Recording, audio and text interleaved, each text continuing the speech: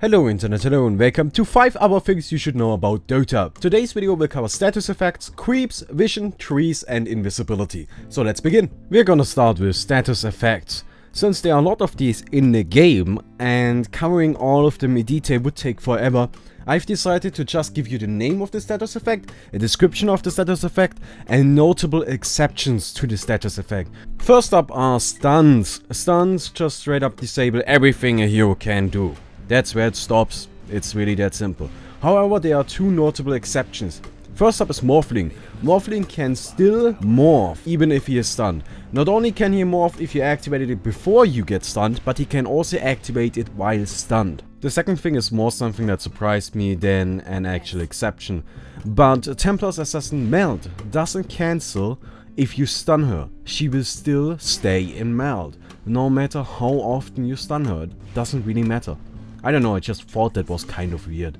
Next up are blinds. Yeah, if you are blinded, you have got a chance of missing your target.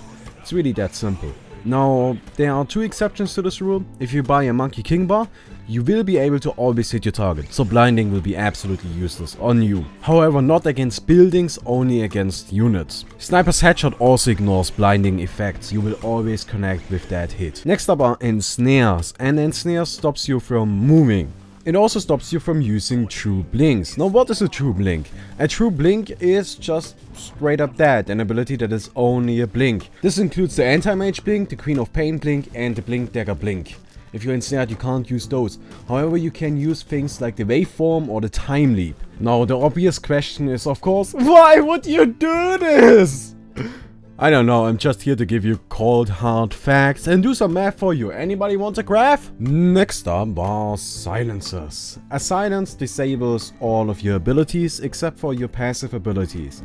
If you're silenced, you cannot cast all of your active abilities. However, as per usual, there are exceptions to this rule. Doombringer will make it so that you can't use items either. A regular silence will not disable your items, and Doom also disables most passive abilities. Another exception is Rikimaru's ultimate, which will get disabled if he gets silenced, and he will get revealed as a result to that. We shall continue on our journey into the mechanics of Dota with movement speed slow. Movement speed slows are calculated using a formula. This formula is movement speed equals the base movement speed plus flat movement speed bonuses multiplied by 1 plus sum of percentage movement speed bonuses. This essentially means that movement speed slows do stack additively. Something about movement speed you have to keep in mind is that you cannot slow somebody below 100 movement speed. 100 movement speed is the minimum movement speed possible. Also, Purge and Hacks will instantly slow down an enemy to 100 movement speed. There are also 5 abilities in the game that make you immune to slows, which are Stampede, Shapeshift, Surge, Shikuchi and the Rune of Haste. And last but not least, Ethereal. Ethereal will stop you from attacking, but also from getting attacked yourself. In return, you will take 40% additional magic damage. But as per usual, there's an exception to this rule. A few heroes in the game, namely Husker, Silencer, Klings, Drow, Enchantress and Viper, can ignore the non-attacking rule by activating their orb effects manually. Let me just show you. Okay, so we've got our nice little Nyx assassin here. If I were to regularly attack him, well, okay, guess that's pretty obvious, right? I can also right-click my Burning Spear and have him attack with that. Right now he burns. Great. I can also manually click the Burning Spear and, well, have him attack with that. Great. So, we know all of that. Now, how do we abuse that with Ethereal?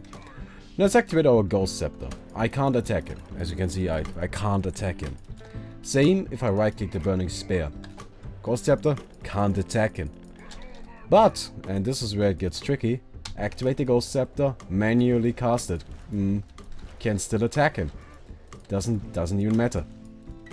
But, the thing is you have to manually cast it, because in that scenario it counts as a spell and not as an attack. Now, we need for him to regen a little bit. Oh, that should be enough, or should it? Well, let's just give him a little bit more time. But, we also got the Ethereal Blade. Now, let me actually show you this. I'm gonna make him ethereal and me ethereal. Ah, difficult word. That, boom. And now look at this. I can't attack him, even though I was yeah, manually casting it. So yeah, that's just a nice little thing to keep in mind. And we are finally done with status effects, so let's move on to creeps, shall we? Now I just want to mention a few things about them. I don't really want to go too in depth on them. I mostly want to address the whole creep waves getting stronger thing that goes on in Dota 2.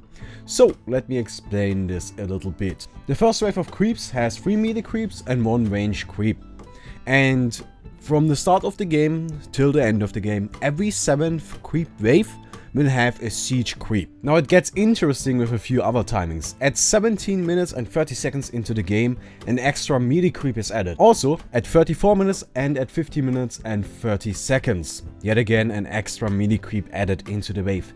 At 45:30, an extra range creep, and at 48:30, an extra siege creep to every 7th wave. Another thing is that every 7 minutes and 30 seconds, the melee and range creeps will grow stronger. These stats bonuses will continue for up to 30 stacks, and after those 30 stacks, well, you pretty much got mega creeps. They will be equally as powerful. Siege creeps, however, will always stay at the same strength level. And now we shall put our eyes on Vision itself. See what I did there? Anyways, now Vision is kind of interesting because we've got a day and night circle going on in Dota. The day and night circle takes 6 minutes to complete, so we got 6 minutes day, 6 minutes night, 6 minutes day, 6 minutes night. The only hero that can disrupt this is Night Stalker. Every time he activates his ultimate, the day and night circle is put on pause until the Night Stalker ultimate is over and will then continue just regularly. Now Vision also gets restricted by 2 other things. First of all, by high ground. You cannot see up a high ground. It's really that simple. Also, you cannot see through trees. Duh. So they also block vision. Now, another thing that I think is very interesting is that Wards of Sight do have a vision range of 1600. Now this may sound like a lot, but it actually is not even all that much, considering that most heroes do have 1800 day vision. But then again, most heroes do have 800 night vision. But as per usual, there are a bunch of random exceptions to that, and they are on the screen right now. Personally, I don't really think any of them are too noteworthy, except for 2. First of all, the Badge Rider has got 1400 day vision, which is very strange. However, his night vision is still the same as with any other hero. That is not listed on this list right here. Another thing is the Night Stalker. He's got 1200 day vision, but 1800 night vision, which is a rare thing indeed. He's the only hero in the entire game that has got a higher night vision than a day vision. But I guess it's the Night Stalker, so yeah, it's reasonable. I can see that. Talking about trees, the entire map of Dota 2 is filled with these guys. There's not really a whole lot to say about them, but I want to quickly mention that if you destroy a tree, it will regrow 5 minutes after they were destroyed. There's no other set timer, so if you cut down a tree at 2.5 minutes into the game, it will regrow 7.5 minutes into the game. Oh, and random fun fact of the day, there are 2662 trees on the Dota 2 map. And let's round this video up with some invisibility. Now, invisibility is a pretty simple concept, right? If you attack somebody or if you cast an ability, you will get revealed, rah-di-da-di-da. You know all of that. However, I just want to give you a quick list of abilities that you cannot dodge with invisibility, simply because I think it is interesting to know. There are also a few AoE abilities that you are able to dodge with invisibility, and I think it would be interesting to know those as well. So, put both of them on the screen right now. Some interesting things are that the Swarm, the beetle will connect with you, but it will instantly die. So I guess Weaver can figure out where you are by watching his beetle die, but he still can't actively hurt you with the Swarm. And another thing that I thought to be kind of strange is that the Chain Frost ultimate from Lich will still connect with you even if you're invisible, and then keep on bouncing to everybody else, but it will not bounce back to you as an invisible unit. So yeah, but other than that, I guess everything works just as expected. Okay then, I'm done for today. I know, guys, I know you don't have to tell me that this was a lot of very basic stuff, but but I want you to keep in mind that Dota 2 just got opened up to a whole chunk of newer players. And this video was just kind of me being nice to them, explaining some of the very basics you should know about.